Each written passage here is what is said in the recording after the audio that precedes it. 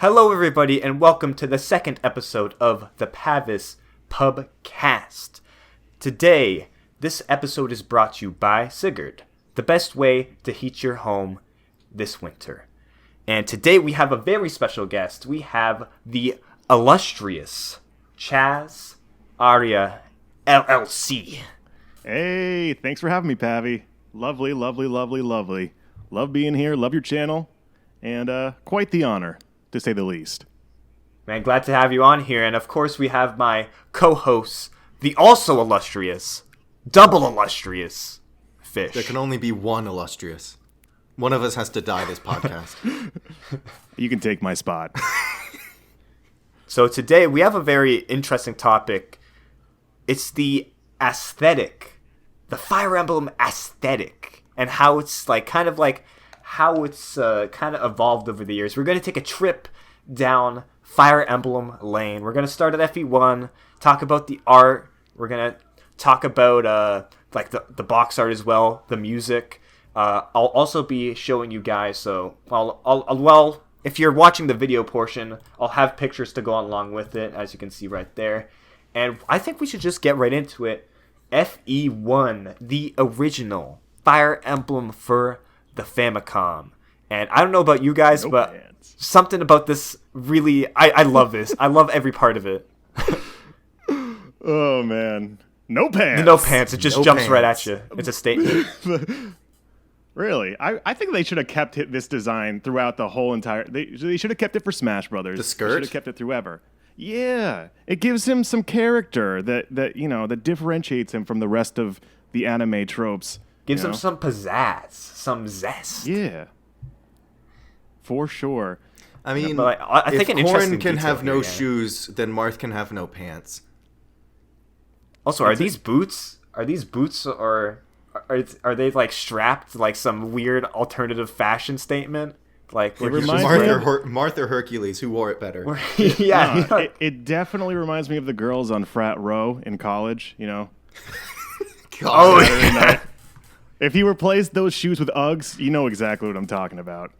Oh my god, don't these just look great? No. Check out these shoulder pads. No, Karen, they don't look great. Oh my god, ridiculous. I love the shoulder pads too. They're so blocky. They're so blocky. They just jump out at you. No, but this game honestly had some great characters. I love how he has the squad inside of his cape. Yeah. That's just that. Yeah. I love that's my favorite part of the box art is the squad inside of his cape, ready to take anybody down. It's a symbolism for ownership. Yeah. There's so much going on in this box art. I love it. These are mine. These are my friends. But this game honestly did have some great character designs. Lind, Merrick, great, very character designs that I think are very unique. I think Merrick is a very unique looking character with that hood, with that little zoom in triangle. a little farther. Give the zoom in on Merrick. Yeah, and Lind is an amazing character design. Tiki, I mean, things that I think still stand up to the day. I think Minerva is, in my opinion, so iconic to the franchise, especially because they used her design twice. They used her in the Arcanea saga, including the remake, and they used her design in Fire Emblem 6. It's beautiful. Wait. Oh yeah, for Melody. I haven't even played Fire Emblem 6, but the minute I saw her, I was like, "Is that Minerva? No, This is a Game Boy game. This can't be Minerva. Who is that?" The main thing that throws me off about this box art is how high res this rock is. How detailed this rock is compared to everything else in the box art. It's just throwing me off. That's definitely because The Rock was the best party member in that game. Yeah, you're right. He was. Oh my god, now that you're zoomed in on it. Look at that. Holy crap. Is there stuff on The Rock, or is it just a really detailed Compare rock? The shoulder pad to The Rock. Fried this rock. Rock is for sure. Clearly... Wow. Oh my god. Look at this bad boy. Better watch out. For sure, man. There is definitely some detail, and the sky. Yeah. Have you seen obviously you did a whole video on the commercials, so yeah, this just lends itself so well to the political intrigue and espionage going on, and the lightning, man. The whole grandeur right now. Grandeur of Garnef, the sky, the lightning, the capes, the friends. Wait. Is the big cloaked figure up there? Zoom back in on like the two cloaked figures real quick. Over there. There's like the big guy there who's like overreaching everyone, and then there's like to the bottom left of him, there's another dude who's actually causing the bolt. Is the big guy Medeus, or is that Garnef? Because I'm fairly certain Garnef is the dude poking the lightning ball. Oh my god. Wait a second. Who's who in this? You're right.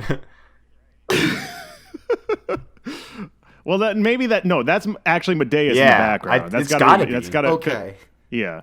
And that's Garnef back there. Because Garnef doesn't have a beard. Garnef's beard game is weird. But he's also covering it up with his like claw right there. And look at those accessories. Oh, look at those bad boys. Talk about hands. Talk about hands right there. Look at that bolt hand right there. That is one claw. That is a crabby claw right there. Dang, Garnef, what lotion you use, bro? Yeah, right? Yo. Those nails have got to be fake. There's no way. There is no way those are real. No. Either those are fake, or he's just like, one of the tenets of being a dark evil wizard in Arcanea is just like, you gotta be good at manicures. You gotta. For sure. Like, you can be as bad at pedicures as you want to be, but like, you gotta be good at manicures. I mean, he was hanging out in that castle in the desert for like so long, like just hanging out on the Fire Emblem. I can't really remember. It's been a while, but I remember when you first see him, maybe it was Medeus that you first see him. He's in that little house with the Fire Emblem in the middle of the desert. Y'all remember that? Just hanging out in the desert in a house with the Fire Emblem. Yeah. Is he the Black Knight in the port map? He's just hanging around inside a house. He just kind of opens up the door and he's like, why is everything on fire? Oh my god, yeah. For sure. And then he's like, he hangs around for about 4 turns and he's like, you know what? Fuck it. I'm out of here. I'm just going back inside the house. But yeah, this box art is sweet. I love this box art so much. It is a very good box art, yeah. Minerva. I want to talk about fun Minerva. at it, but it's legitimately good. It's so good. And if like Minerva's armor, I just want to return to that one more time. Such a cool design. She's got all those frills underneath that like very, very striking red armor. Just like I said, some great designs, Catria. I mean, they're kind of Catria's kind of, they're all the White Wings are kind of generic, but I just like that sort of coming off the 80s punk rock hair vibe. That they're a little bit confused, but they all mean well, Also, no pants. That's totally no pants. Totally like if Corrin doesn't have to wear shoes, then Marth should not have to wear pants. Yo, if Robin doesn't have to wear feet, then he doesn't have to wear pants. Well, why stop there? All right, let's move on to some the actual game graphics, the game aesthetic. Princess How the game Nina. looks. It's really good. I don't know. Yeah, thank you. Not even you. Like, I hear one of the complaints that I heard about the original game was that it looks so dated, and it's like, are you absurd? Like, if you look at it, like if you said this is a modern game, people would be praising this thing for having brilliant pixel art because it is a good looking game. That is a good looking game right there. I'm not sure if I agree with that. I really think for the time, even for the time, I kind of have a little difficulty because this is 1990, I believe it came out. Yeah, 1990. Yeah. We're in the Super Famicom era. Super Famicom era at this point, although this is still a Famicom game. So... Yes. For a Famicom game? But just to put that in perspective, like we're 1990, I think 1990 is when Super Famicom came out in Japan, and 1991 is when it came out in US. Yeah, this is late NES. So yeah, I'm not sure. I think for its time period, I can see it looking decent enough or passable, but I'm not sure if this would fly modern day. I'm not sure if I would take it that far. I still think it looks great. I still think this game looks I'm looking great. at it through nostalgia glasses for sure. I've got nostalgia glasses. I've got a personal attachment to this game for sure. But I think it looks clean. You can tell what everything is, where everything is. The only problem in the graphics department is when you start moving over water and different tiles because you can't see what's underneath you. It's always just a green tile behind a character sprite. That's the only problem. Fair. They don't do a good job of like they have it, like the maps are genuinely beautiful to look at, but like this is a problem I think overall with like kind of the NES era and like the Super Famicom era a little bit as well, is that the landscapes are genuinely good to look at. Like they're very very appealing to the eye, but the tile placement is something that's really hard to figure out. Mm-hmm. What do you mean? Some more tiles here. Some more. Like what I mean by tiles is like it's kind of hard to figure out like where the tiles are, because you typically tend to see more of the landscapes than you do actually see the tiles. And that especially becomes a problem when you hit up a unit, you don't really have like you don't really get to see how far the unit can go. You just kind of move the cursor until the cursor. Yeah, you have to guess. Yeah, for sure. That and really does. That's suck. my problem with it. It's a game where, you know, with Fire Emblem, honestly, the gameplay holds up to this day for any of the games. But the thing that has aged is always the UI. Yeah, That's the main UI, the hurdle quality for of these life games. features, like So they're just not this there. is a game that you have to play with pen and paper. This is like a pen and paper game. In fact, I'm holding my pen and paper, like I'm holding my checking book that I used for Fire Emblem 1 in my hands right now. I saw it. You have to play with pen and paper in this game. You have to sure. count. You have to count it. It's a lot of manual counting. For sure. But But I that's think part of the appeal. it kind of. I think least if you wanna play maybe it the today. developers even expected players to do that. That's That's feasible. what they expect for in this era. They expect, I mean, NES era, you're expected to have a pen and paper for a lot of games. You have to draw a map for, you know, Metroid. You have to draw a map for a lot of games. Expect you to take that extra step because it's really the stepping stone from tabletop to computers. You know. I mean, the name of the medium is literally called a video game. I don't think that developers were really in the mindset of having everything contained within the video in the system itself, because it was still evolving as an art form. Mm-hmm. Very much so. And Very especially with Fire Emblem, it's got so much inspiration from the RPG, the role-playing game, the tabletop role-playing game. Like, yeah, it definitely took. It just took the tabletop role playing game, distilled the combat, and you know, the rest is history. Really, the placement, the strategy, and just really nulled the character building, at least in this game, and role playing, and just made it all about the gameplay. speaking of which I'm the down sprites, the sprite work in the actual battles Oh themselves. my god. Maybe I'm So picking out good. ones that I picked out this one because it looks so sick, but in terms of like the actual battle animations and the battle artwork, I think it looks pretty sick. At least this one.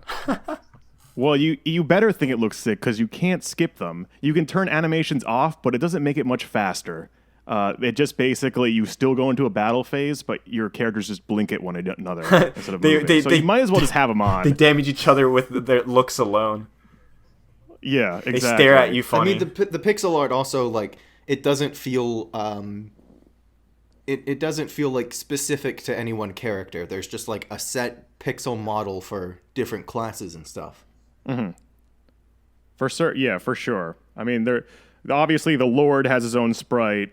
You know, Tiki's got her own stuff going on, but for the most part, yeah, they're all bound to their. And they'll stay. It will stay like that too. That you know, you'll have a class and it'll just be a recolor. At least for this one, there's no recolors. Everyone's blue, straight up. Yeah, they're Everyone's blue. They're all players, so they're all blue. Yeah, but I mean, it's up until what? Up until Radiant Dawn was the first. If we're jumping ahead, Radiant Dawn was the first one to actually have unique battle sprites, if I can remember. No, I think Path of Radiance. I think. I remember Path of Radiance. A lot of the guy like Astrid, and they still had helmets on. You know, they were still Cavaliers with helmets on. And I remember because that's one of the things that stuck out to me when I played Radiant Dawn was like, oh, awesome! Now they have their helmets off. That's awesome. But I can't remember. Hey, look, you know how everyone looks like a character now? Isn't that great? We took out supports though, and it's like, wait. Oh, that's a whole other bag. That's a whole other bag that we you know. Yeah, we gotta stay on topic here. Yeah, we gotta be professional. We go on forever on that one, you know. So overall with FE1, I think for the time period it looks great. I still think it looks kind of dated by today. Like even today, like modern sprite work has just gotten so much more attention and development. But I still like this old school look. I can't imagine this game looking any other way. Pretty much, like. Oh yeah, it's a classic for sure, and the artwork is amazing. I mean, not the box is amazing. That box is so sick. Even the floral outline. I honestly think character designs. Some people would say they're like generic anime tropes, but you know, there's like we said before, there's just some classics that to this day stand up and to this day are constantly being copied throughout like the series. Camus and Minerva, absolute classics for sure. Even Tiki, Oguma. Oguma, is that what he's called? Oh, Ogma is a great design. I know. Fuck. I was calling him like they pronounced it in the anime dub. Oguma. Well, how do you pronounce Deke? Dick? Or like speaking of copycats, I don't know. Is it Dick? Any final thoughts, Fish? I wanted to be Dick. Sorry. Marth shouldn't have to wear pants. Free Marth's thighs, man. Free the thigh. Let him breathe. Free the thigh. Let him breathe. All right. Let's move on to good old Gaiden. Yeah. I'm going to be the one to say it, and I'm going to say it first. Alm has an armor penis. Oh, yeah. Oh. Once you see Alm's got it going on. He's stacked, man. That is... It really jumps at you. It's the focal point of the box art. Like... Let me just say, first off, the font for Fire Emblem is the way I want Fire Emblem font to be, like the standard. That font right there. I like the original one. With the great... This looks so sick in the original box art. I love that font. And it is iconic because of the intro in the original. It starts off with Fire Emblem and then it starts with the... It's so sick. But this, I feel like this with the gradient, at least to me... I mean, I'm looking at it through nostalgia goggles because I worked in an ice cream shop and I had like a name plate that said like, "Hi, I'm Chaz and my favorite flavor is vanilla and I like to play Fire Emblem," and I used this font to say I like to play Fire Emblem. So maybe that to me is Fire Emblem, the Fire Emblem font with that blue gradient in the middle. Yeah, right there. Oh yeah, I can see why it's so simple and appealing and. Yeah. It's also one word. No spaces. It's spaced as one word. No spaces, double E's. Yep. I don't know, man. Fire Emblem. Fire Emblem. I like it, but I mean, I grew up with the modern font, and I can't imagine it otherwise. Like I'm viewing that too, I'm viewing the modern font through nostalgia goggles. So I mean, it's nostalgia versus nostalgia. I do like the new the font that they use for Awakening and Fates. I guess it's now canonized as like that's Fire Emblem font. Yeah, that's the font, I like the font they use in Heroes. That like we can all download that right now. It's a good font to use. Really, you can use it for anything and it works. I highly suggest it. If you go to Reddit, look for Fire Emblem assets. All Fire Emblem fan fiction scripts should be written in that font, and I will not accept otherwise. Of course. I mean, have some standards, people. All right, yeah. So this box is awesome. This box is also awesome. I love these old boxes. It is good. It's a very good box. It's so good because, like, if you zoom in on it, they hardcore make you think that this is Rudolph. Like, the box straight up tricks you like the game itself. Like, they make you think that the imposing figure is Rudolph, but it's not. Wait, that's not Duma. Rudolph? That's Duma? That's Duma. Does Duma have a human form? Look up Duma's modern form in the Valentian accordion. Mm-hmm. Does he have a human I form? always thought Like that is his armor. he doesn't have Like, a that's human form Duma's in the helmet. actual game. Well, I never. No, I mean, it's not his form, but that's his human form. I played the original before. I played the original way back when the first translation came out, and they had I forget which one of the villagers was named Robin. They had to change that, but in the original translation, they just put a T there. yeah. Who is it? I forget. was Anyways, Tobin. Yeah, that's right. Yeah. Okay, so in the original translation, because it was Robin, they changed it to Tobin. In the original translation, they translated Robin, and his name was Bird.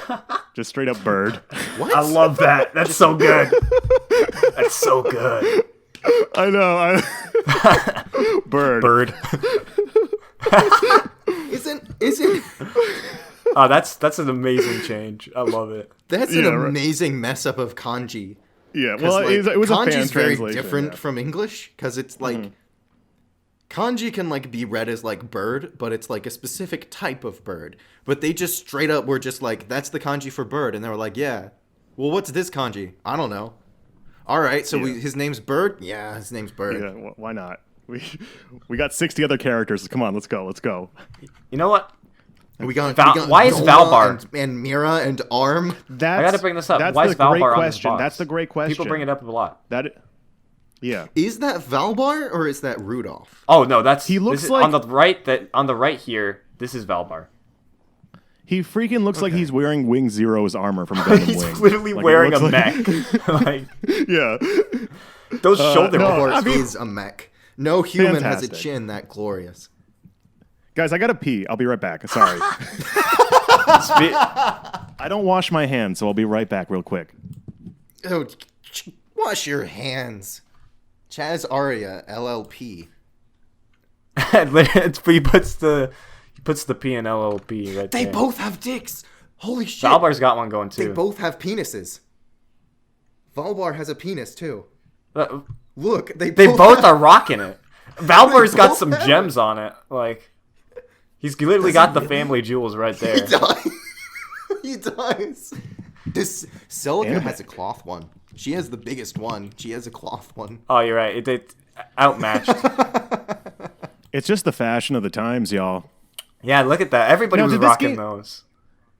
Yeah, did this game take place in between book 1 and 2 of Fire Emblem 3, or did it take place after? In the timeline, 'Cause I always got confused. I'm not knowledgeable on the I timeline, don't- so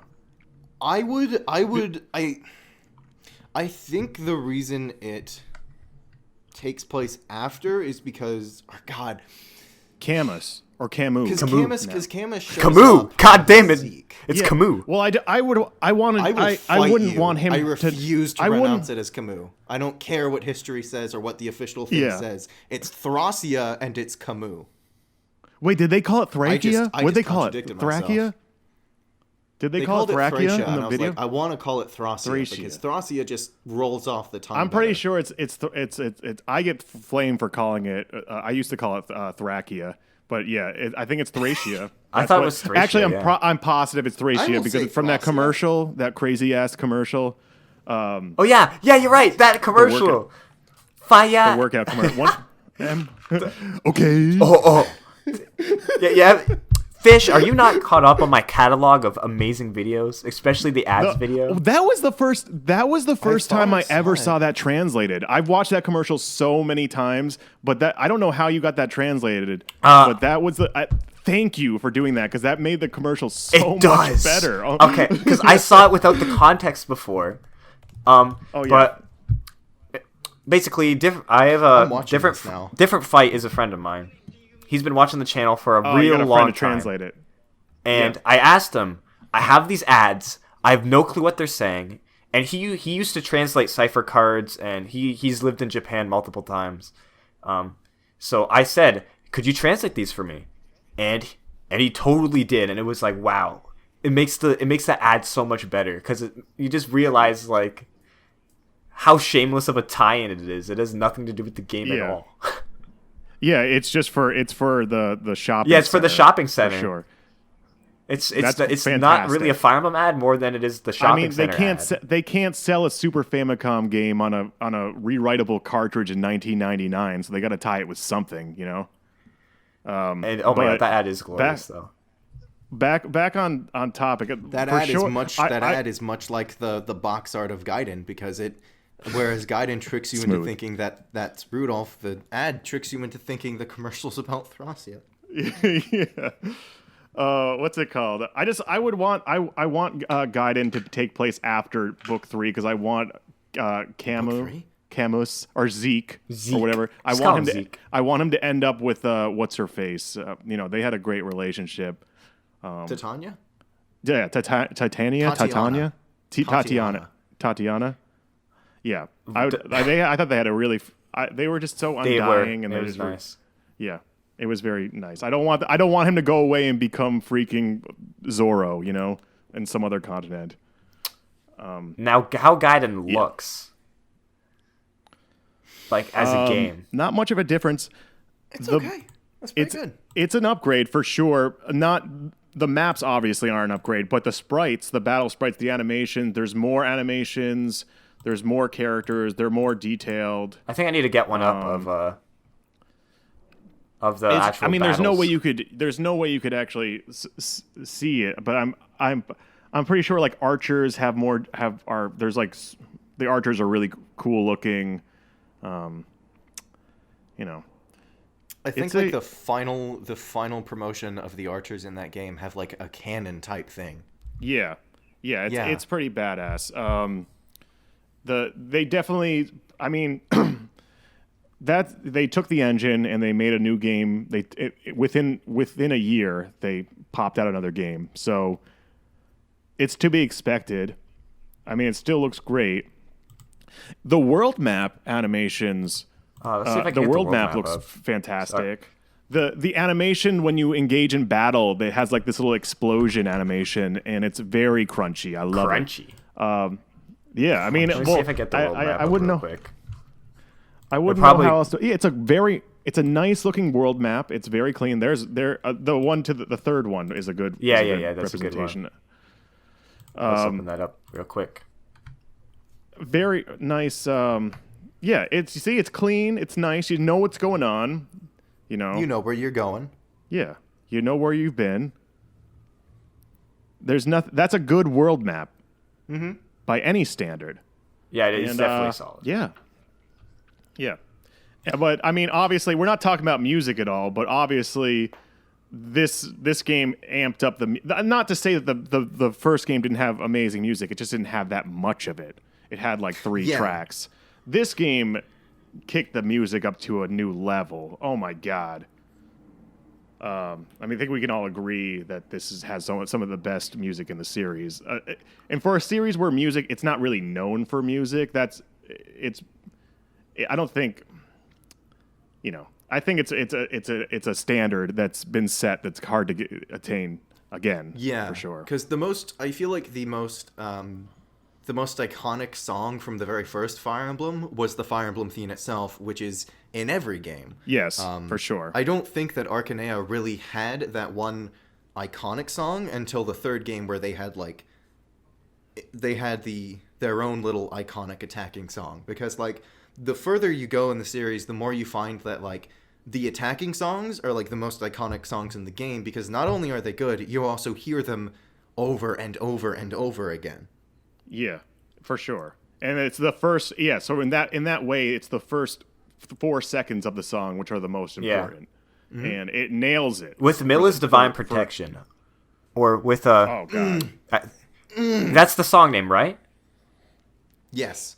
I don't know. They're all good, to be honest. But that's the one in Smash Brothers. That's the why I know it so well. Because Yeah, with Milla's Divine Protection, or I forget whose Divine Protection, but Milla's Divine Protection. yeah, 'Cause that's the one that plays song during was in Celica's Smash, run. and whew.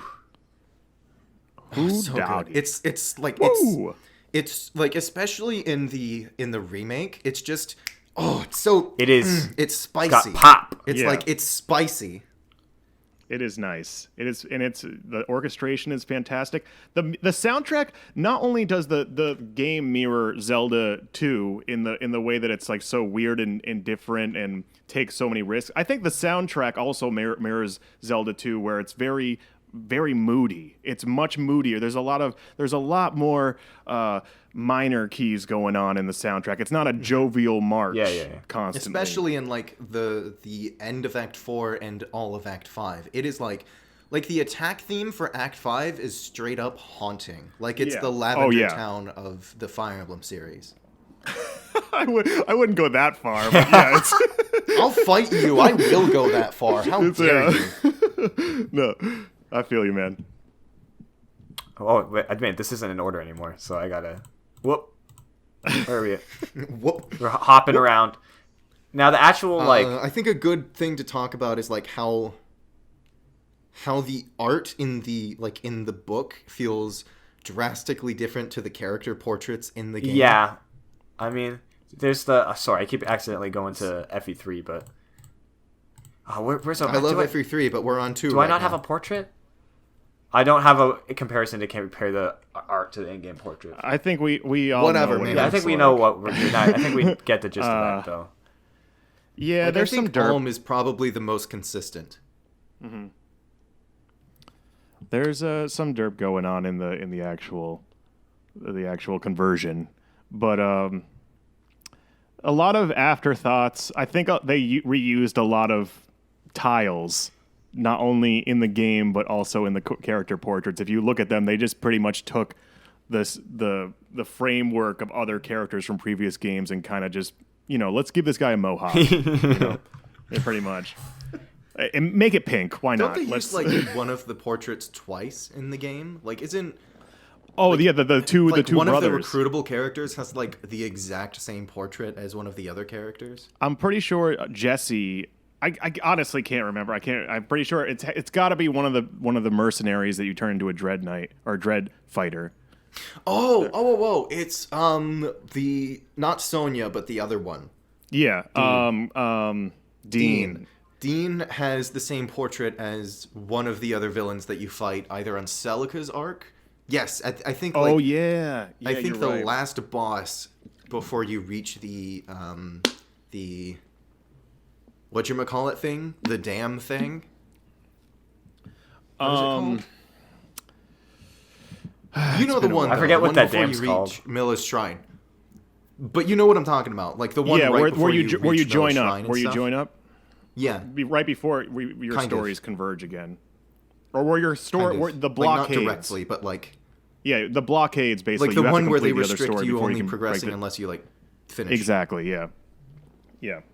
I remember that. I don't remember the boss. I mean, in the original game, I never got that far. I think I got to. I didn't pass through Alm's story.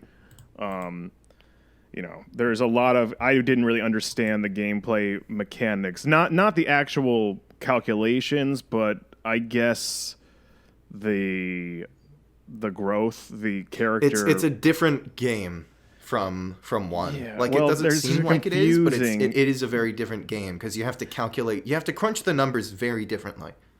Well, not only that, but the way your characters change the class change system, I should say, is in the original game. They pick the classes for you. You can always cancel out and be, you want to be a cleric? No, I don't want to be a cleric. Okay, well, you got to cancel out and go back and then ask me again, and then we'll see what you get. It's a magical talking hat that chooses for you. But you don't know that. You have no idea. So, okay, I guess I'm a cleric now. I didn't know. I don't play Fire Emblem games with guides. I play them blind, so my characters came out like poop and kind of got frustrated and moved on to something just kinda- else. Fizzled out. You tapped out. Yeah. There were other Fire Emblem games for me to play. Yeah. And then you can often now with Echoes, you can get a large portion of the guiding experience a little more digestible. Oh yeah, like I said, it's the same game and it holds up, but the thing that ages with all Fire Emblems, that the brilliance of Fire Emblem is the mechanics itself are so simple and rigid and easy to understand, but it's always the UI which is the major factor that's preventing it from being modern. Mm-hmm. All right, I mean, essentially it's the same game over and over again, yeah. But with different UI, to a degree. That's a generalization, but. It generally, I agree. I agree with the sentiment there. Yeah. All right. Big jump here. Huge jump from I love this cover FE2 to FE3. Yeah. Such a big jump, and this cover art is so sick.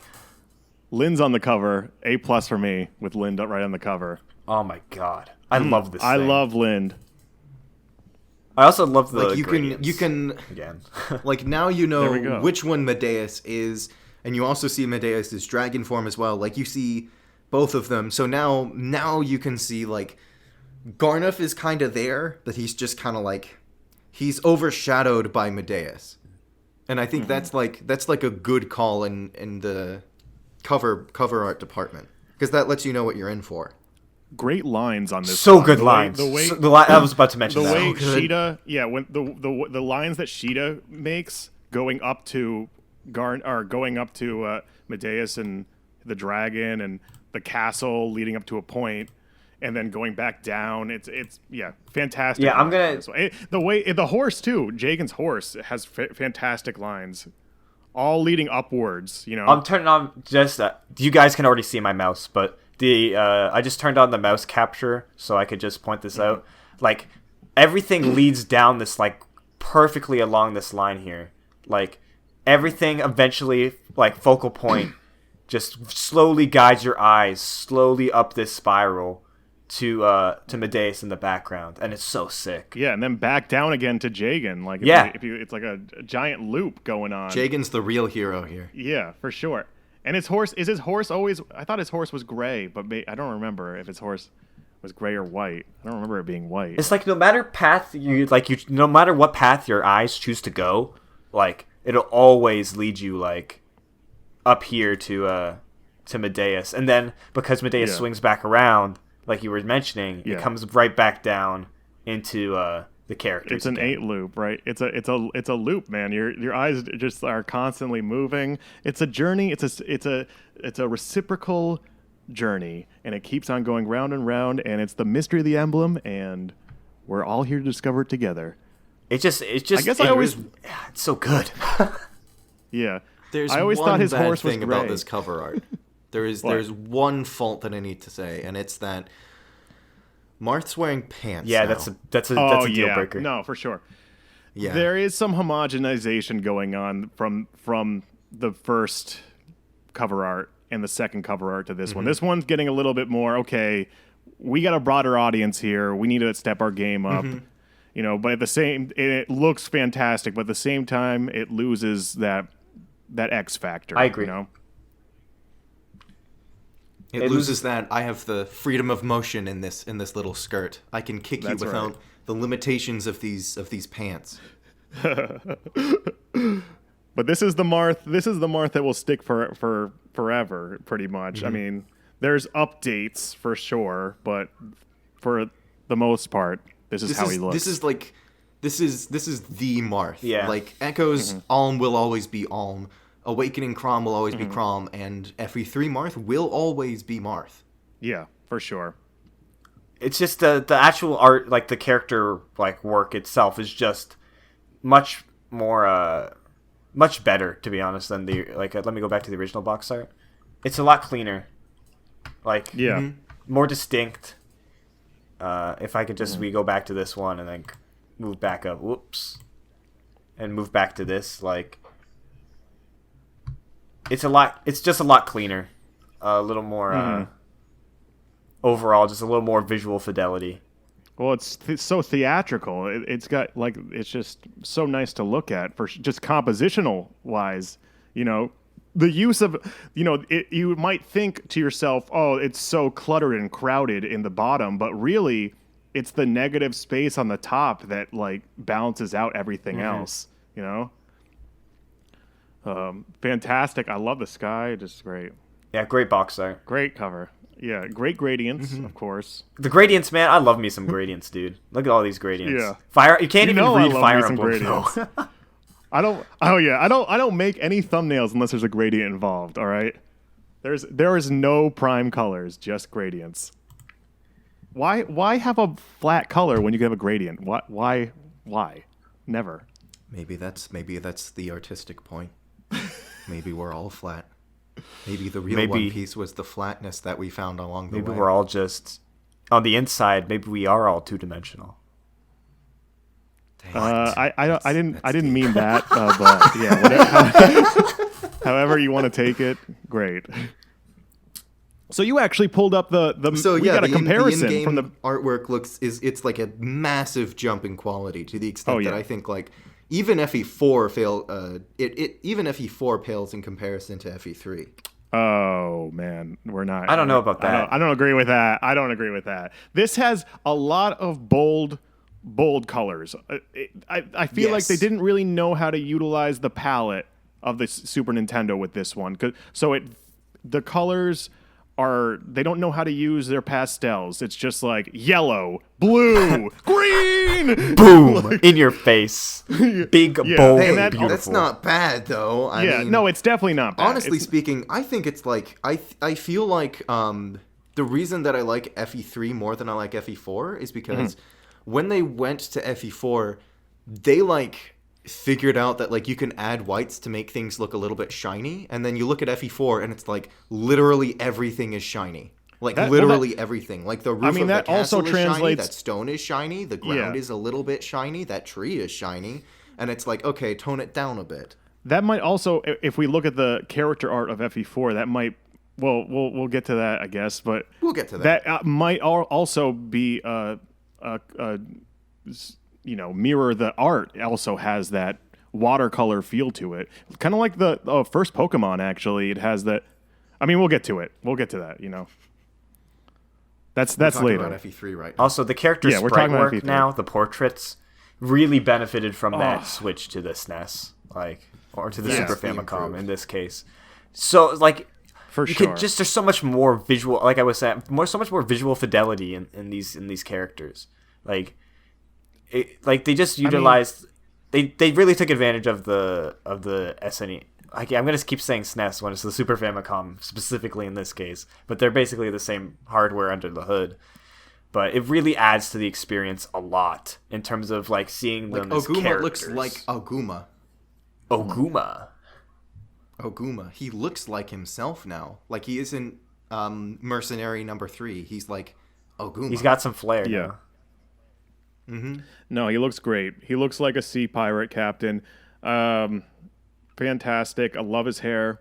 I love the fact that there's shallow water, gives that depth of world building. Nice. Just that subtle thing. There's tall grass, there's short grass. Doesn't provide any buffs or debuffs. It's just there for aesthetics, So while everything in the original was it's there to serve a purpose, this one's got a little bit of, eloquence going on, a little bit of doilies on the side. Yeah, the first one was almost strictly functional in terms of its art. Yes. Now is where we really, and same with Gaiden, it was very functional. But now we're starting to see a little more pizzazz, a little more flair, a little more extra, like a flick of the pen after writing down a word or something. For sure. They're definitely hardening their eyes and they're crossing their T's with little squiggles. Yeah. They're flexing a little bit. They're flexing now. Yeah, for sure. It looks like a move from NES to, it looks like a move from Famicom to Super Famicom. Oh, the jump is so big. You can see the change. It's so clear. In the best way. It looks like they were just straight up making a game for the Famicom, but with the assets that you can have on a Super Famicom game. You can see it. You can see the slow progression in graphics from Famicom to Game Boy Advance. And this is a really good connecting point between the two generations, between Famicom and Super Famicom. Because yeah, Kind of a bold move, very bold move to make a remake as for this third game in the series. Oh, let's just remake the game to the one before. Oh yeah, It's kind of crazy that they would, because this was before Super Mario All Stars or anything like that. yeah. It's just nuts that they would choose to do that. what was What's even more crazy is that they didn't just remake it; they Yeah. also made the sequel in the same game. It's a Yeah, remake and that's- sequel, which is crazy. So I love badass. it actually. And the sequel is great.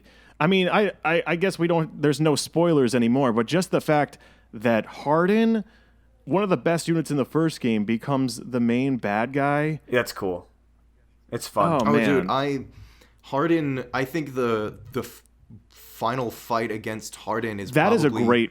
That's one of those moments where like it's like it's not going to make everyone cry, but it's like if it hits the right people, then it's like going to make the right people cry, because it's like it's one of those very personal moments where it's just like you grew to like enjoy being around this unit. Like he was one of your best units, and now you have to fight him. You have to take Yeah. him down, and it's like it's kind of heartbreaking, you know? And they do a really good job with it. Like Oh, even for like sure.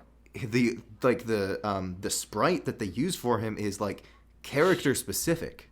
Yeah, and he looks like He has, like, he robes looks and like the a red armor monster. and the He Gladius. looks like a freaking humongous, hulkish monster, and like greed and evil has penetrated his soul and has made him this nice, jovial turban-headed fellow who led a band of like great cavalry units. Wolf was his. Wolf. Oh man, I love, dude. Wolf is one of my favorite characters in Fire Emblem. I mean, the hero's art for him does him so well. Like, Yeah, does it such does. justice to his.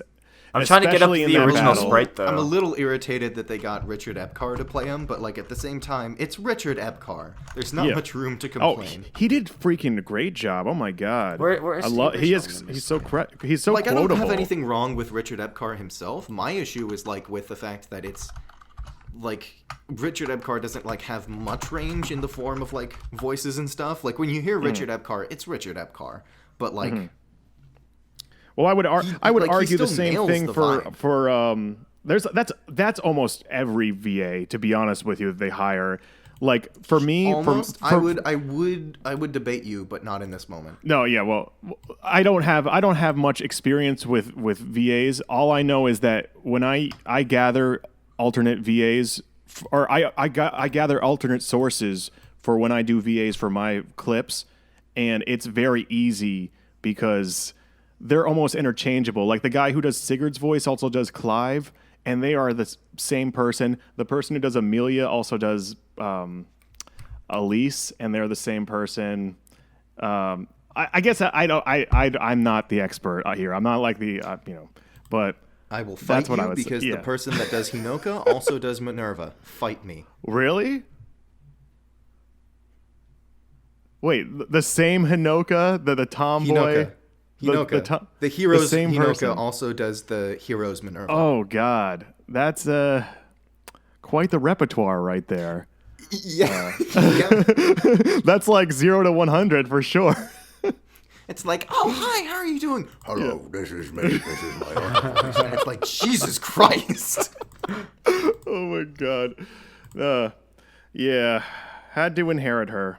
Hinoka couldn't really stand her voice in this one. Anyways, Fine. Okay, so anyways, I feel like the Battlefield graphics, like the full-on animations, stellar. Like the nice. Yep. Like I said, they're a little bit. The animations are amazing. I don't like the colors are too bright for me. They feel washed out, I guess is the word. That is a good word. It's just there's not a lot of there's too much brightness going on. Yeah. So I mean, you look at it in the sprites at least, and I guess they did that because they're still under the context of the NES Famicom era, and it's like, okay, the sprites have to stick out, right? Because you look at the background, look at the look at the grass, look at the sky. It's pretty dark. And then, I mean, this picture doesn't do a good job of depicting that, but you look at the sprites and they're just blue. Yeah, Marth blue compared to sky blue, like yeah, you can really see it. But that's probably because they're not used to it. Once we move on to FE4, there's going to be like, that's when they realized they could use the color white to show things off as like reflecting the sun. And it's like, I feel like I like Fire Emblem 3 more because of its simpler color palette. I don't know. I think we're about to get into FE4, but FE3, the sprite work in terms of the backgrounds doesn't feel there yet. Especially in this example. Like, I feel like Thriasia definitely has better background sprite work than FE3. Like, I don't think like they nail this art style until like they really, I don't think they nail it for a while, you know? They don't I don't know when they nail it, but like at some point in the future they nail it. But like this ain't it, you know? Well, let's get on to genealogy of the Holy War. I got this box on my wall right now. Toasty. I got this. This is like one of the few things on my wall. I got this box always on my wall. This is my favorite game of all time. Just to let you guys know. So I'm looking at this at the like. These aren't rose-colored glasses. These are like freaking golden dipped rose-colored glasses. Yeah, for sure. This is like super saturated rose. Practically freaking red 35 here. But throwback to Marth's cape. Whoa. Whoa, whoa, Marth? Marth's got some, he's got a real cool sword there now. Yeah. Fantastic. But really, though, like, they have, like, an excellent use of, like, I think the best example of showing, like, tone and stuff and, like, foreshadowing in box arts comes from FE4. Because the top half is Sigurd and it's like it's glorious, there's like a great background, and then the bottom is just like the bottom's dominant color is red as it shows Seliph in like a more personal close-up image. Yeah, the like, top Sigurd half is very is 10 out of 10. glorified and Seliph is very personal. I'm not a fan. Honestly, I'm not a fan of Seliph in this. I think it could look better, but the top part is just 10 out of 10. The top part is perfect. It is perfect. Yeah. Like, the bottom part looks a little bit sketchy, and you'll also see that if we can pull up some instructional booklet. I'll get up some more stuff right now. Sorry for the viewers at home. That's You're gonna see some live searches. That's okay. That's all the character designs kind of look like that. They've got great color to them, but they look very sketchy. They're very sketchy, and I'll get this up. A little bit noodly. Where's what's the booklet? Just search for instruction booklet. I don't know. That's not getting me much. Well, I mean, that's Sigurd. That's Sigurd right there. That's the second one is. I mean, there's a few of them. The ones with the white backgrounds are from the instruction manual. Yeah, that's from the instruction manual. That, I'm going to be completely honest. That looks like artwork from Yoshitaka Amano. Yeah, it's great. That looks like a Final Fantasy art design. I wouldn't go that far, but I like it. I like the colors, and I think it's very reminiscent of the first Pokemon. Yeah, I see that with totally. The watercolors. Oh yeah, you know, like the use of whites. It feels like it's watercolors. Yeah, the use of whites are really predominant, but the line work could be better. But like the actual coloring is very unique. I love the colors that are going on here. It feels like a. I love the dominating white. Oh, the white. Oh. Like it is very dominating. Yeah, can we pull up another? Yeah, we'll get a different one. Okay, so that's Adine right there, and then we have Arvis, and we got. Let's go Arvis. Right this there. art is sick. I love the difference between Sigurd and Arvis, because like the dominating color in Sigurd that I pointed out, the white, like really reflects his character. Like there's white and there's blue, and it's like they're very pure colors. Where if you go to Arvis, it's like it's a dominating and overwhelming red and black. Like they're very, they're very malicious colors, despite the fact that FE4, like in terms of morality, is like it's very gray. They do a really good job of like showing the opposing ideals of the characters just through the coloration. Yeah, for sure. And I like how it's the shading. I mean, because he's so black, the shading is done with white. Oh yeah, that's so cool. Yeah, I mean, the shading is literally done with white because they couldn't shade it with black. Because he was already just decked out. That's a great. That's a freaking great point. Can't add more thing. black. What do we do? Add white? Sure. Yeah, let's do it. No, it's fantastic. But there's also some really. I mean, if you can look up Lachesis, Lacheesis. Yes, got it. Speaking of Lachesis, not that is right one there. Of the characters Not that one. That one right dirty. there. Oh God. Yeah. Lachesis See that, got but that's done another dirty thing. in Heroes. Yeah. What is this? The eyes? No, that's a whole other topic. I don't agree with that. I think she's fine in Heroes, but this is just like, you know, the color work once again is there, but it's just like she looks kind of grangly. She looks kind of like she's been through the fucking meat masher going on right here. What's going on with her cape? She looks like the kind of character that someone would pull up as an example of like the Oni-chan type character. Mm-hmm. Yeah. Wait, in like, Heroes or here? They have here? a big eye and they're a girl. In Heroes or here? Right here, because like the majority of her face is eye. Yeah, it is true. Yeah, I mean, some of them don't get the same treatment, for sure. Although this art is overall a little different. That's from the card. That's the trading card game, though. That's not the actual game. That came out in like 1999. That's way later. Any other characters? Because you're the genealogy guy, so I'm trusting you on what characters that we should take a look at. Look up Finn, or no, not Finn. Quan. It should be spelled probably online. It should be Cuan. I know it's not that anymore, but. Yeah, right there. That's just off the top of my head. Just like, look at that horse. Look at that horse. The movement. Love the Quan. It's whatever. Honestly, the horse actually kind of looks something happened to its head. Yeah, they ran out of space or something. Yeah, it looks like just a snake attached to a horse's body. That's cool. I mean, I'm all for, you know. Is that a giraffe? Magical beasts. Don't bring up giraffes around me. You might trigger me. Why not? Anyways, that's a whole other story. Okay. Right. That's my other inside joke. All right, let's get a big bucket. We've spent a little bit on there. Let's get into the actual. Where's the map? Oh, the map. Oh my god! Look at this. Oh my bad boy.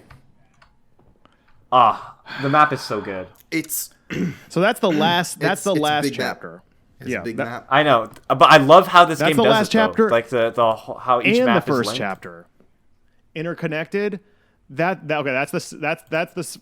Okay, so yeah, that's the best part. Is you don't even realize it while you're playing. Obviously, because I mean you can't zoom out that much in the game. I didn't realize that they're interconnected when I first played the game. But the fact they go through that trouble, they didn't have to go through the trouble to do that. And it's not something they say, they like point at you. But the fact that they did just adds, shows that they really, really focused on world building. And with a game that's focused so much on story, if you focus on the world and then go outward, you're going to have a great story within this world. And it did. It had, in my opinion, one of the best stories in all of video game, especially for the time. But I still think it's one of the best stories. I think it's, for the time, there's no arguing it was probably the best story in all of video games. I mean, there's obviously. Yeah, you're going to have people who will come up who will contest you on for that. sure. But in my mind, I love the story. Everyone's got stuff that's like personal to them. But like I honestly would consider Fire Emblem 4 to be like one of the best told in video games. Yeah, I don't think for it's sure. the best. I think like when it comes to the best, that's like it's completely personal. But like FE4 has it down. Like despite me having like, well, you're a issues Xenoblade with how Chronicles it fan, uses, so like, you know about art style and stuff like that. Yeah. This game is spot on. Like this game is like it knows how to tell a story and use its systems and stuff like that. Oh yeah, and that's getting into gameplay. But when the story is played through through not through cutscenes, but through the actual system, like you said, that's just magic. That is Kaga magic at its finest, right there. When it uses the actual game to tell a story. Like when the Cross Knights show up, and you're like, are they my enemy? Are they my friend? I went to college with this guy. You know, and then you don't know whether you have to send some units to meet up with him and meet that flank, and eventually, you know, they back off. But that's just cool. It's just cool when it's the gameplay that tells the story, and you're putting these scenarios that progress the story through this experience that you're in control of. One of the best parts absolute of Fire unit. Emblem. Absolute unit. This the whole map aesthetic, the whole map. Like, honestly, I think gameplay is actually a part of. I think this is very. I'm not sure how arguable or unarguable this is, but of course, gameplay mechanics are also a part as aesthetic, or in my opinion, they are. How gameplay components are arranged, just like how lines or notes are arranged to create an aesthetic. Same thing with gameplay mechanics. And FE4 has this fusion of just everything's working together so well. Like, and for me, the fact that the world map, you play every single chapter plays out and is connected in this giant world map together, and you play out the actual story on the actual like whole continent. That's so cool. Yeah. That's so goddamn cool, and so it's just dripping with aesthetic or with style. They don't shove it in your face either. They don't say, "Oh, check it out. This is a huge." They don't. You would, if you're playing through the first time, you won't notice. That's badass. All right, let's get open these. Yeah. Here we go. Oh yeah, I can definitely see everyone's shiny. Yeah. Look at that. Look at that shiny horse. I told you. But I think told you. It lends, like I said, we saw it's the watercolor aesthetic that was there. And the fact is, the backgrounds aren't dark. The characters are actually darker than the backgrounds. So I just feel like they had a better use of the palette. They understood the palette more. Let's just compare the grass. Yeah. Where's the grass in FE3? Look at the grass, man. I'm trying to find the grass here. Compare this grass to this grass. Like, Well, it's a mirror. They do the Final Fantasy shtick where they save memory by mirroring the whole thing. You can see in the grass in the first one, it's just a mirrored image that leads up. let me get it up. Yeah, sorry, I have to keep scrolling through so many times. There's there a we lot. Go. I mean, yeah. Yeah, it it's is. okay. You're literally right. It is just mirrored. It's just a mirror. They put stuff in the foreground. I never noticed now. that. Yeah, no, Final Fantasy games did that a lot, just to save space. Because that's a lot of texture right there. Yeah, you're right. That is. But then, yeah, you're right. The background here is totally different. Like, Yeah. a lot more going on. A lot more. I just think it's flat out better. Just straight up better than FE3. Yeah, the colors I like more. The sprites in motion, horses leap into battle. They don't just march over, take a hit, and then walk back. They leap and they stay there. They stay put. So there's like a dance going on. It's not they don't just walk over, hit the people, go walk back. Once they move in, they're staying there. And they're up in your grill, and they're ready to. They ain't messing around. Yeah, for sure. All right. I feel like the animations themselves, like, they're still stiff, but like the aesthetics of it, like they really kind of cover it up, The way they like move it's still them like around. one frame they're up top, bottom frame there's there's like a splash of white, and then their arms just kind of there.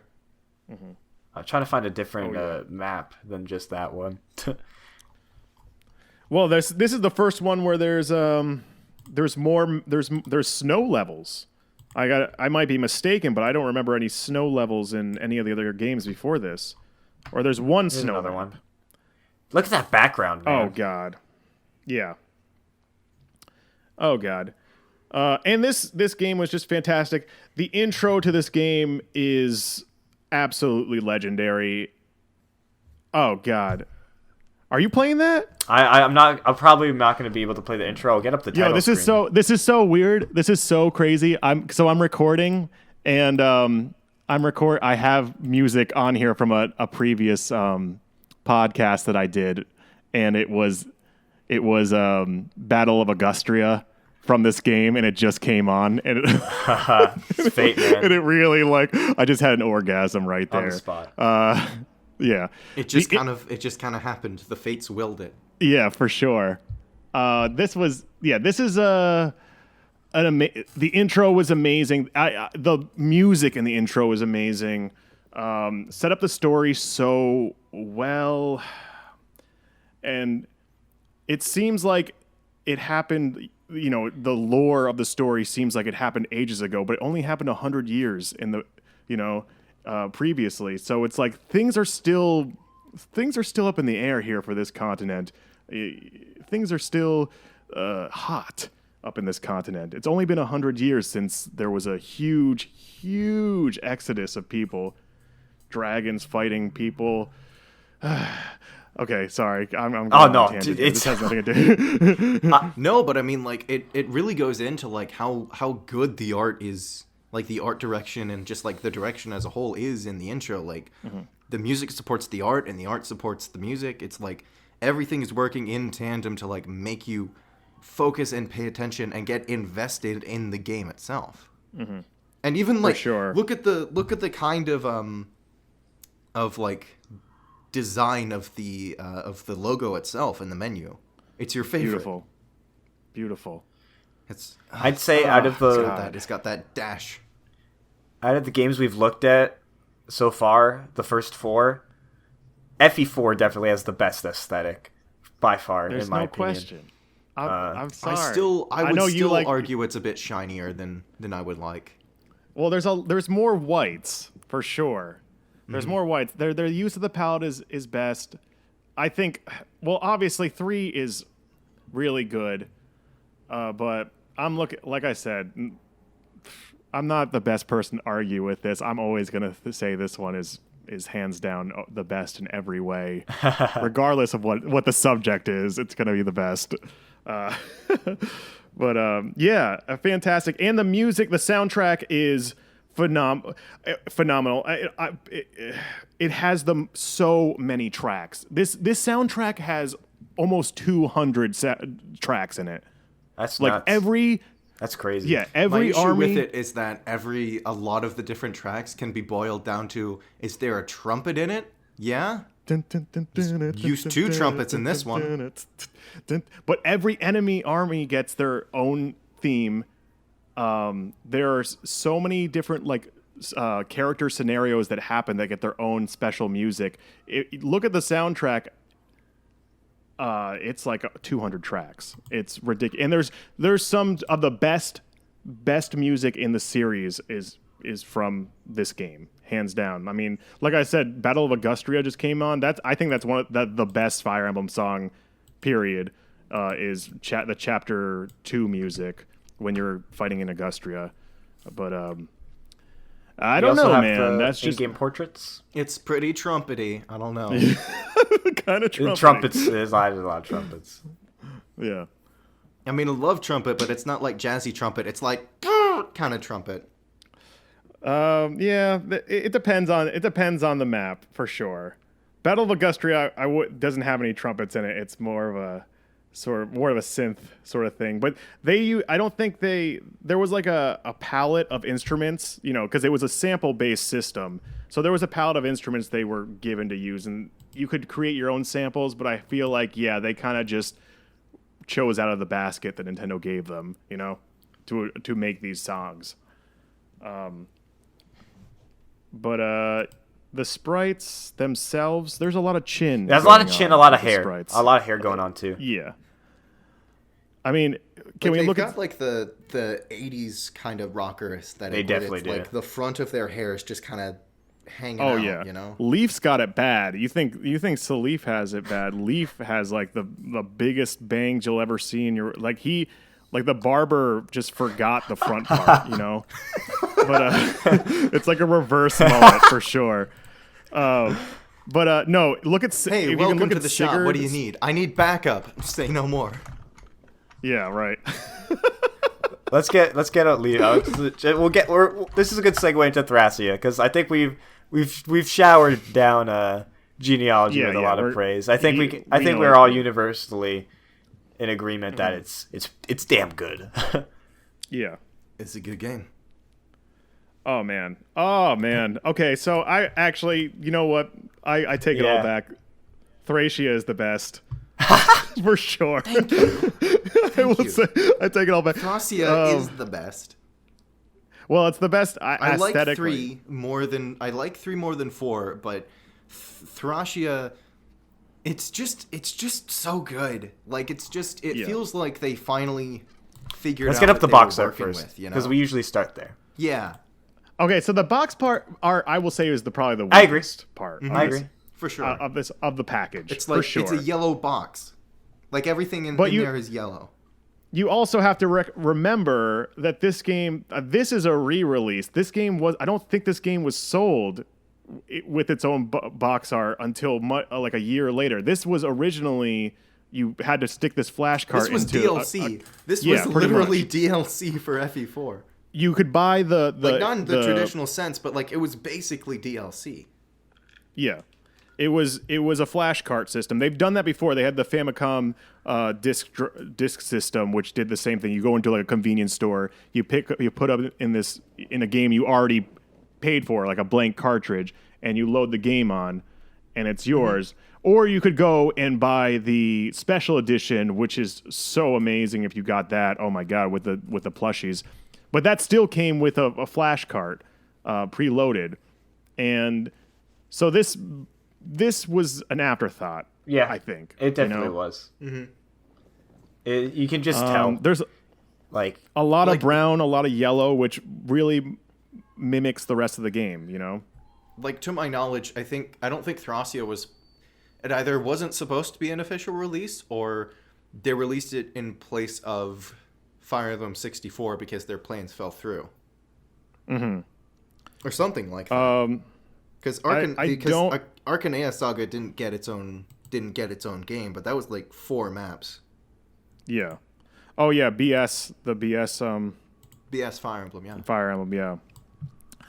Yeah, it's hazy what happened but with Fire Emblem with Thracia 64 and 6. You know, some people say that 6 was the remnants of Fire Emblem 64. Some people say that well, we talked about this, that Kaga left because they wanted him to make polygon-based games and he didn't want to, and the reason why this game was on Super Nintendo was because he just wanted to keep on making 2D games.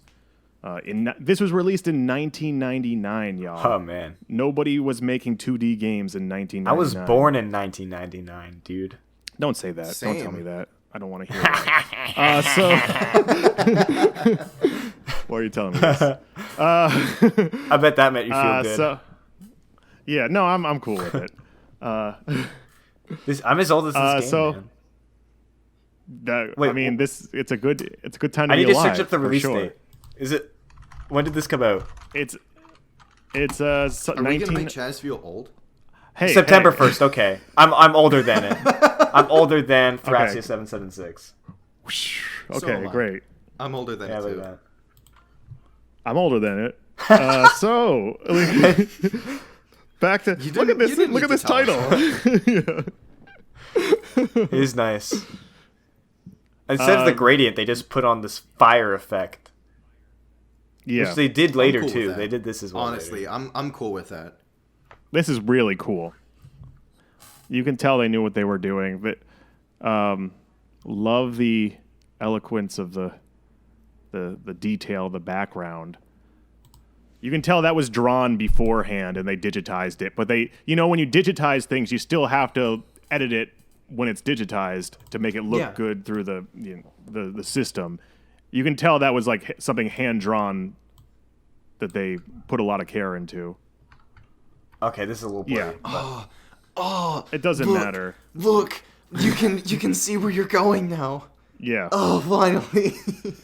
Yeah, the world Look maps are at it. fantastic. Look at it. Oh, there's blue and there's red and oh man. It's so great. I was trying to find a higher resolution image than that. That's Nah, kinda don't hard to worry see. about it. Yeah. No, we know what it looks like. I mean, for the viewer, I suppose. This game did an extremely good job of telling the story through gameplay. And, like, some of the best moments were done through gameplay. And it pushed the boundaries of what the conventions were, threw things on its head, as every video game should do in a series. And the maps, look at that. That's just beautiful. There's trees. I love the sprites. Just they're very similar to Genealogy, but there's a whole level of detail there of shading going on that wasn't there before. Yeah, it's very nice. Yeah, It's very there's like nice. more usage of browns and whites. And like going on. I love how they just like they did like one simple little change that just like completely impacted the rest of the series, which was that they just when you click on a character, the tiles around them light up so you can actually see where you can go now. You don't have to like move the cursor around to see how far you can go. Yeah, it's amazing. Well, I'm pretty sure. Well, Genealogy did that. Yeah, too. I'm pretty sure that was Did it introduced really? in Genealogy. I've played Thracia, but I haven't played Genealogy. I've read the story. I've read the script of Genealogy, but I haven't played Genealogy. I'm pretty sure. It's been a while since I've played, but I'm pretty sure I would be pretty frustrated if it didn't. Yeah, fantastic. I feel like Genealogy was. If you look at Mystery of the Emblem, you look at Genealogy, and you look at Thracia, it's just a natural progression. Like, Genealogy is like the midway point in terms of palette to get to Thracia. We got these huge, bold colors. You got a medium between the two, and then you got lots of browns, lots of yellows, lots of whites. They took full advantage of the palette, and it's very muted and pastels and nice uses of browns here, you know? It's not in your face. It feels like the character art for like Sacred Stones and the character art for Fire Emblem Echoes, but like in a game. Definitely, You know? I would say that's a really good comparison right there. Yeah, it's the way, and I feel like just the colors alone sets the tone of war so well. Like the browns, like you go to the Game Boy Advance era. I'm not bashing the Game Boy. I love the Game Boy Advance era. You go to Mystery of the Emblem and whatnot, and the colors kind of reflect. I mean, not to say those games didn't have a tone of war to them, but the colors definitely lend to the atmosphere. It feels more serious. It feels like the stakes are higher, and the fact that you're getting all your funds from stealing and thieving your enemies, the colors reflect that. This is a dirty game, and you got to play dirty to win. Oh yeah, like there's I think my favorite mission from the game was one where they give you like 3 paths to choose from, and like each one has its pluses or minuses, but like each one has like a specific way that like you need to manipulate the enemy in order to beat them. Like you can't beat the enemy by playing straight and Thracia, because like even your healers are technically against you, because I always hate this, but like I understand it. The staves have hit rates in the game. Yeah, so you straight up cannot play the way that you usually play. You have to find a way to mess with the enemy. Yeah. Yeah, it's I personally haven't beaten this game. I've got to chapter like 12, and because I was playing through a script. I want to play this game blind. I want to play it with. I mean, it's the midquel to my favorite game of all time. So I'm not gonna play it any other way but blind. and I was playing it through it with Go a through with it. I won't spoil anything. I'm just like, Yeah. No. No, I I wasn't. played it was like I had to mess with the enemy's AI.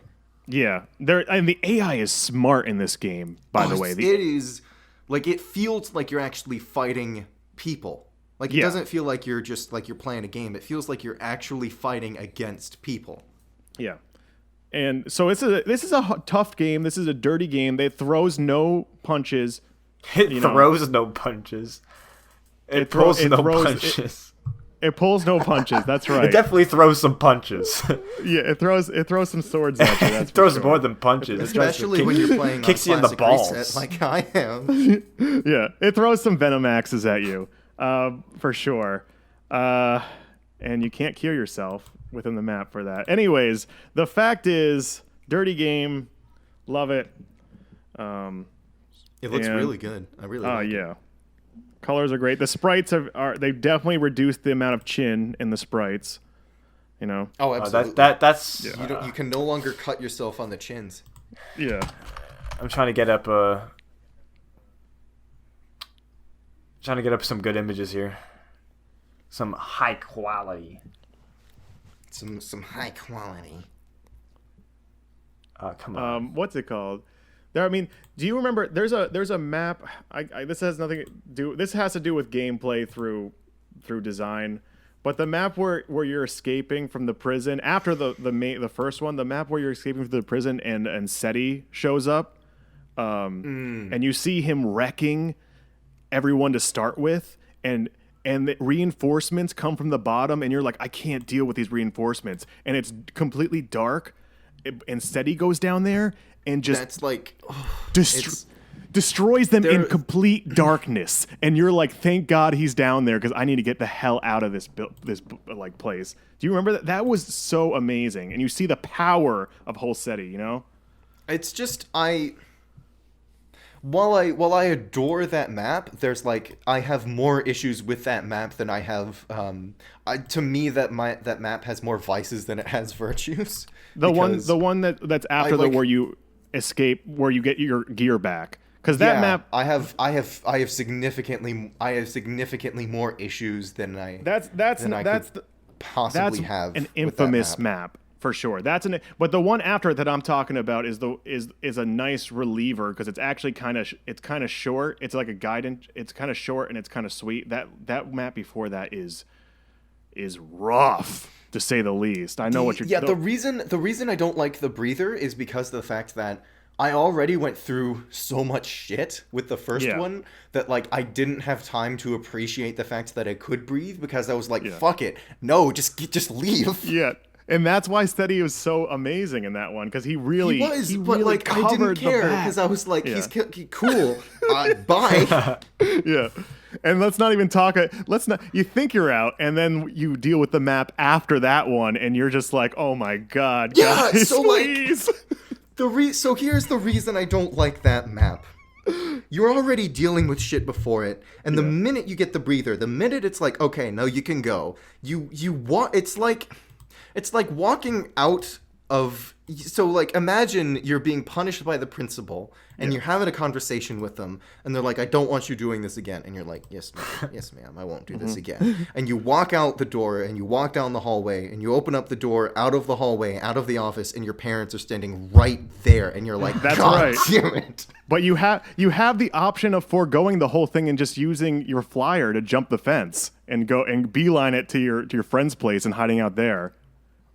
I could do that. Yeah, in the next one. But in the next map. That's why that game. But you'll miss out on all the goodies. Like your parents are. It's your birthday coming up, and you know they're gonna buy you something good, so you got to get on their good side. You gotta butter them it's up.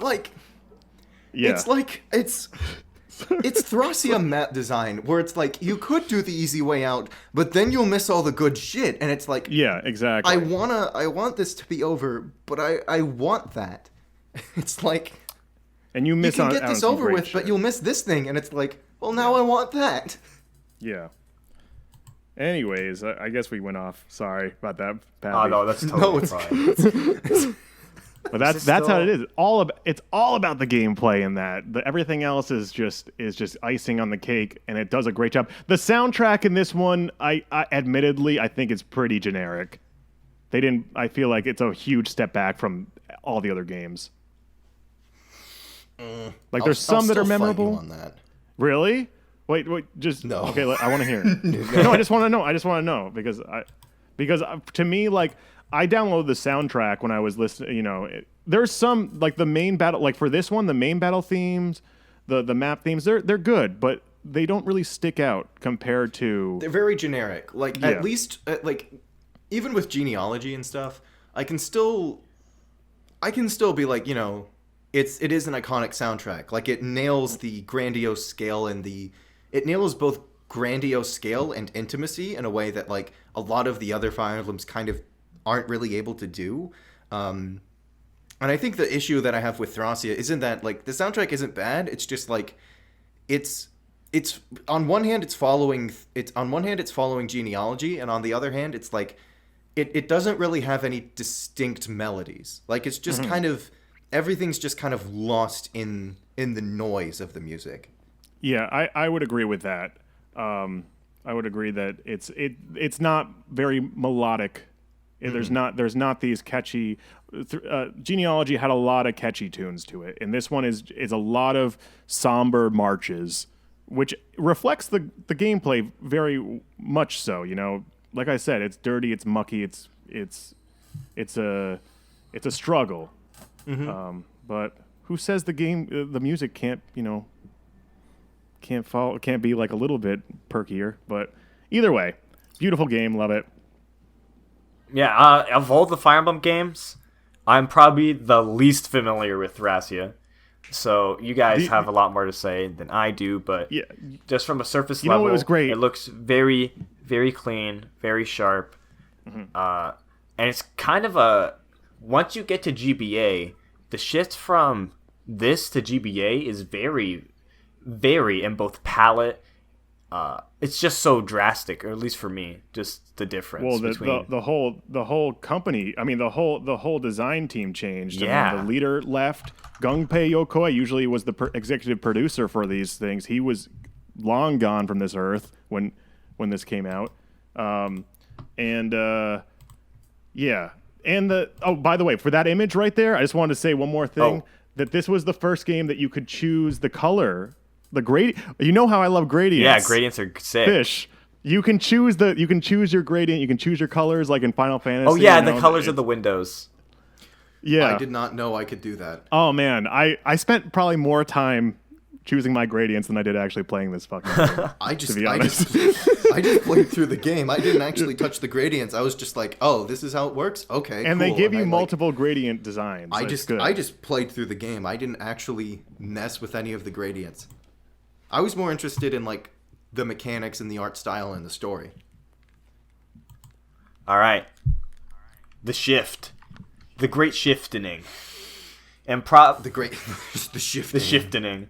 And probably the last game we have time to talk about today, but that's actually a really good way to tie it up because we covered every single Japan-only game. So we've basically covered the whole pre-North American aesthetic, and we're kind of just getting into the North American aesthetic right here with FE6, this transition period. Because so much changes in the aesthetic in every single way. Gameplay aesthetic, visual aesthetic, musically, like everything shifts so drastically between FE5 and FE6. That's like, wow. Yeah. FE6 is like, despite it having like one of the darker villains in the series, is like it has like one of the more upbeat vibes of all the games. Do you think they planned it to be the sequel before? Do you think they planned like the continuity with 7 before like in the development of this game? I don't think so. I think it's reasonable. I think that's a reasonable assumption. Because you say he's a dark villain. I feel like he would only be dark if they planned the continuity of Zephiel between right, 6 and 7. That's why he's so dark. Zephiel is like hardcore one of the most tragic villains in the series, because straight up there's a reason his entire philosophy is based upon humanity being disgusting creatures. There is a reason for that. daddy issues. I mean, it isn't even just that. It's also like there are a few continuity issues, but like I think one of the main issues is the fact that like what happened to Zephiel's sister? Because didn't he have a sister? Yeah, he did. He had a sister, and I haven't played 6, by the way. All I know is that he has. I won't spoil. I mean, I won't. I mean, it's not a big spoiler, but she comes along with you. She tries to stop him too. She tries to like, be like, please, Zephiel, what are you doing? You used to be such a nice boy. Used to play ball in the yard with the other neighbors, and now you're obsessed with dragons. What the hell, dude? Get off that dragon dick. Okay. He went off and like he was a nice young lad, and He was a cult. freaking golden boy. He was a golden little angel, with beautiful angel locks. But yeah, something happened, and a few things happened. Was it like? I mean, I know that like there's always, whenever a character goes into full on, I want to destroy humanity. Humanity is disgusting to me. Mm-hmm. That immediately means okay, they went through some dark shit. Like they like hardcore. I'm trying to think of a good example. Like Hardin is only disgusted by humanity because he's possessed by Garnef, who's already like a trashy piece of garbage. Yeah, so it's like that's like a shout, but Medeus, that's like an older. That's a good example. Medeus considers humanity to be filth because he saw humanity killing his brethren. Mm-hmm. Yeah. Yeah. Well, also Alvis, or Arvis, however you want to call him, he wants to unify the world and create a place where any religion can freely practice, because he saw his blood pretty much persecuted because of his dark blood. So that's why he wanted to create the unification of Yugral, or Jugral, however you want to pronounce it. Jugral, yeah. Because he had the dark blood, and after the Holy War happened, the first Holy War, like all the people who were part of the Lopt cult were chased out of existence, and he saw that happening, and he felt ashamed of his own blood, and so he's all about that free speech. But with that free speech comes we're in that political climate ourselves. It comes with a lot of problems. So anyways, obviously. Fire Emblem 6, right? The aesthetics and stuff. Check out this game I got. Wait, did we do the box We art? did not. Yeah, we did do the box. Did we? Wait, no, we it's not- didn't. Okay, fine, We yeah. didn't. Whatever, it's fine. Did I not? Wait a minute. 506. You brought a it cool up, but we box didn't art for talk sure. about It's the got box to- art. Should I cut that? It's a Should I good cut box that art. entire segment? No, Okay. that's No, just that's totally fine. fine. Keep it longer. This is the box art, right? Yeah. That's the box art, yeah. Yeah. I thought we did talk about this. I thought I had. Very iconic. No, we went straight to Zephiel. I thought this is the box art, right? That's the box art. We didn't talk about it specifically. Very iconic, for sure. This is like, honestly, one of the most iconic box arts there is. For Fire Emblem, I think so. It's pretty good. For Fire Emblem. Yeah. Like it's still it's still got like that yellow aesthetic going on, but it's like it's got significantly more range to it than something like Thracia, which is literally entirely made of yellow. Yeah. For sure. I just love how Fire Emblem is one word. Yeah. Oh no, they're sticking with that. I didn't even realize they're sticking with the font that I like, with the gradient in there. Yeah. I like that too. Yeah. A special note that Walt, the archer, gets some screen time back right there, at least for a little while until he gets benched. There, he's vibing. It's cool. It's cool that he's like kind of creating a frame for the main characters. Yeah.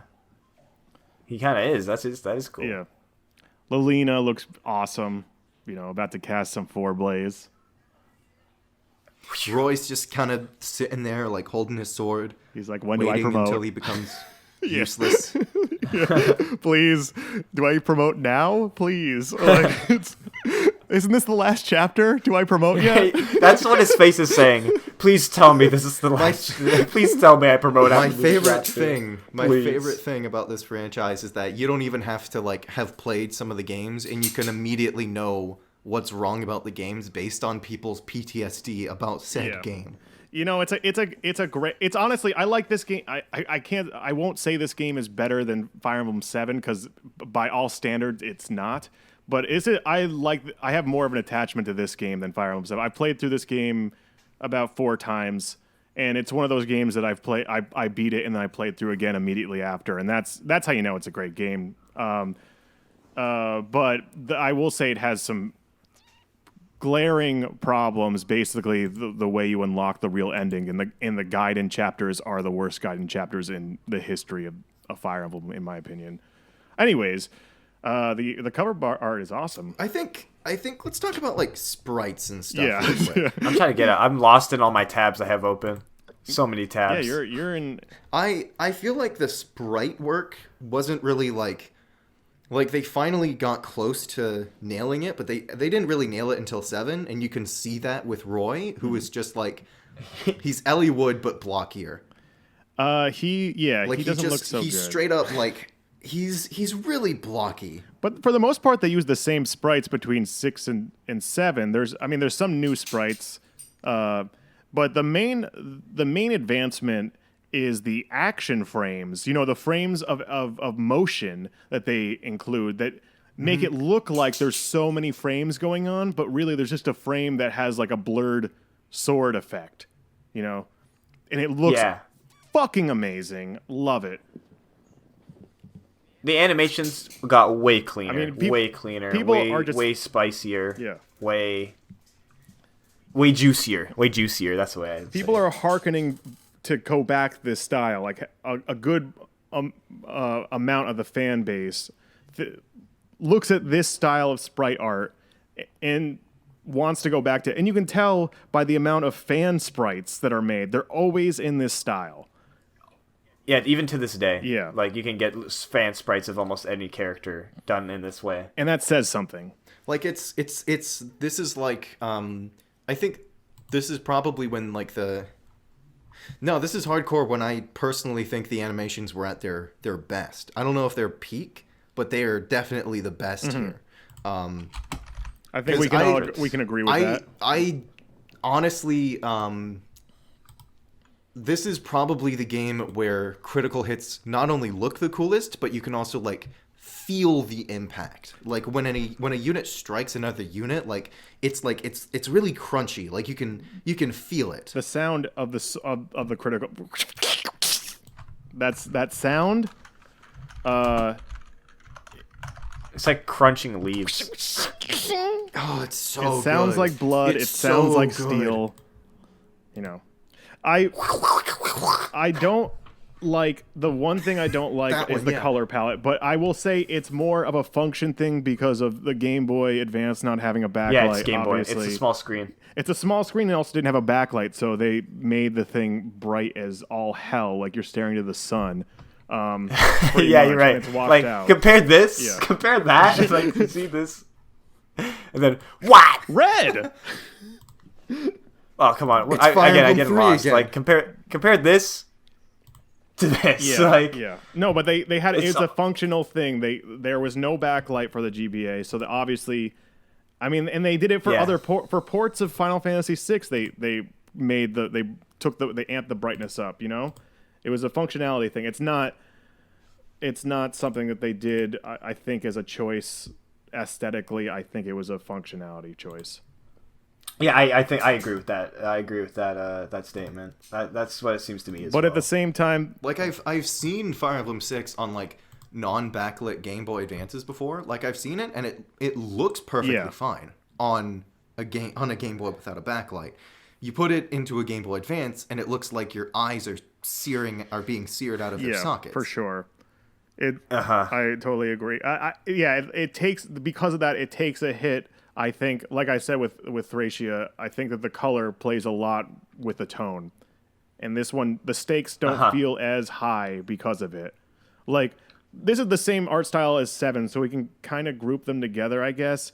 7 has a fantastic and 8 and 8. You know, eight's Eight's a little moodier. It's moodier, but the story is moodier. It would be even moodier, hyper moodier if the palette was muted. It's just because everything's so bright, the stakes don't feel as high. You know. I totally agree with that because it looks lighter, so it feels lighter, and that makes it when the story's darker harder to take as like. It's just harder to take it at face value as it was in genealogy in Thracia, where it's dark. The colors are like kind of just drenched in this like darkness. Yeah. And the story reflects that. Mm-hmm. While sometimes FE6 and 7 go for that same darkness, but it doesn't play off as well because it just doesn't look like. Like the colors make it harder to take don't necessarily match up as well as they did previously in the Super Famicom games. Totally agree. I mean, especially because like they don't really have like a good. They don't really do a good job of shading some of their portraits in 6 as well. Love that map, by the way. It feels like FE3, but like in reverse, where. It feels like it's a very simplified form of shading where it's like this part is a lighter color and this part is a darker color, and it's like there's not much of a distinction between the two because like everything is already so bright. Mm-hmm. Yeah, I would definitely the use of powders here. It's used very well, and. I mean, it all meshes very well, but once again, it feels like Fire Emblem Light because of it. It feels like, but you're bringing back tons of memories with this map. Oh my god, all the maps. I love this game. By the way, I have a pretty strong attachment to this game. The maps are fantastic in this game. I think, it's great. Once again, I still need to play so many games. I don't know why people listen to me. I don't know why people even listen to me. I haven't played like half the series yet. I just kind of talk out of my ass. But can't tell. This is my resolution for like the summer. Just play all the Japanese games for Fire Emblem. Like I can talk on a surface level about how it looks, and I've played FE7 and I've played FE8, so I can kind of I can talk about how it looks a little, but I can't really get into depth on how it matches up with FE6 as much as as you guys can, or maybe Chaz can. My last podcast was with Deltran. This is Deltran, and he's never played a single Fire Emblem game. He's only just played a Heroes content creator. Oh, okay. He's only played Heroes, and he wears it on his sleeve, and there's nothing, I think the elitism in the series is a poison that needs to be fucking. Oh, it's awful. Yeah, it needs to be stranglehold. Like I think the weird issue is that like the series to me is like it's genuinely my favorite video game series of all time, and I have like a lot of game series that are really close to my heart. Like I think the Xeno series is something that I really like. I adore Yoko Taro as a director. All of his games are absolute masterpieces, despite some of them not being as playable as I would like. But Fire Emblem is just, I don't think it's the best, but it has that level of charm that you can't find anywhere else in both its art design, its music, and even its gameplay mechanics. Oh yeah. And what sucks is that because difficulty is is one of the core mechanics of Fire Emblem, difficulty is a core mechanic of the series, it creates so much elitism in the fan base, so that when new fans come in through the more accessible titles like 7 or Awakening or Fates, or and even Echoes as well to certain extents, you have these people talking about how, oh, well, I've only played these games because these games are I can't really play these games as easily. And you just get so much backlash because as passionate as people are, it's there's just this level of, I'm trying to figure out how to describe it. It's like a lot of people were disappointed with some of the more recent games. Like Awakening had various flaws. Fate's had numerous flaws. They all have flaws. And so because people were disappointed in it, because they love this series so much, it causes them to have this backlash to people who became fans of the series through the titles that they dislike. Yeah. Well, it's the same thing with anything else. Any other fan series, any other fandom is people have their happy place, and if you take that away from them, they take it so personally. You know, there's nothing wrong with the way the Fire Emblem's in a weird spot right now. It's kind of in a growing situation. It doesn't really know where to go.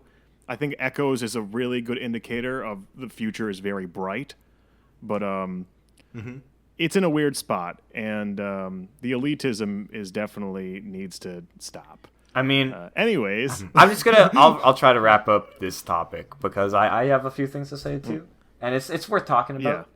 Yeah. I personally don't really, other than my YouTube, I try not to engage too deeply with the Fire Emblem community. I just play what I like. I say what I know I can say. Basically, I try not to talk about things I don't know what I'm talking about.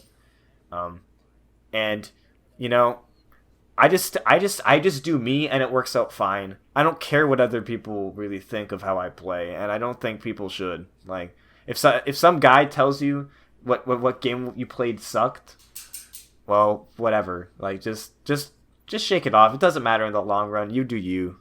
Like, people are always going to have their preferences, and I mean that's usually what I try to highlight in my videos is to, like, all these design decisions really boil down to, like, if you enjoy them, it's probably just not meant for you or not your preference.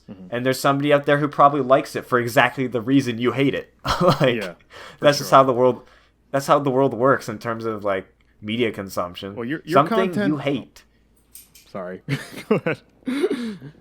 Your content really does speak to, I think, both new and old fans. Like, I consider myself, honestly, probably the most elitist Fire Emblem fan. Ever.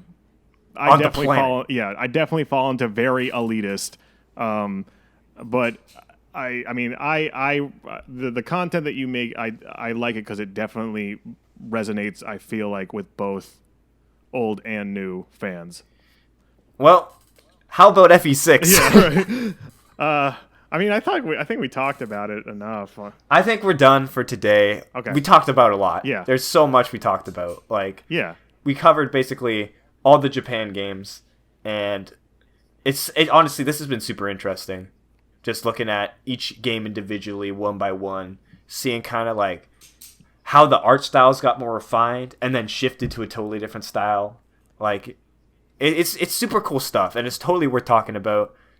Like, even though I haven't played most of these games, it's like, wow, this is like, it gets me excited to play them, obviously, in the future. Yeah. Well, that's video games, and that's why I love video. I love seeing the progression of the medium, and that's pretty much what we did. You know, our parents were around for the advent of rock and roll. Like, we're here for, you know, the growth and popularization of video games. And this is a really cool that's microcosm of that. Yeah, like, do you remember when Fire Emblem was niche? Yeah. Fire Emblem is now, like, one of Nintendo's and biggest money titles, makers now with Heroes. To the extent that I'm fairly certain that I can honestly say that Fire Emblem might be, like, one of their core E3 titles. If you told me that, like, Fire Emblem 5 years ago would have been like in its state 5 years ago would have been one of Nintendo's core E3 titles, I would have told you that you were completely I mean, insane. Awakening, that just got revealed by accident by Fizame that it was even coming here. It was an accident. He was just talking about it. It's like, he just mentioned it offhand that, oh yeah, Fire Emblem is coming to North America, I guess. Like, and now it's like the Switch Fire Emblem is going to be a huge deal. Oh yeah. Like, I mean, if Heroes is anything to unless we have another Nintendo 64 situation. What do you mean? Like, we're gonna stay on 3DS? Oh no! Please For the next really, one? like, not we're gonna stay on 3DS, but like there's going to be issues. Someone's gonna leave Intelligent Systems, and then like we're not going to have a core installment on the Switch. They're gonna make it. I feel like they're gonna make one, but you don't scare me. They're gonna make it. They're gonna make what's it called? Yeah, they, I lost my thought there. All right, well, I think that's a good note to wrap it up on. I can't think of a better note to wrap it up on than that.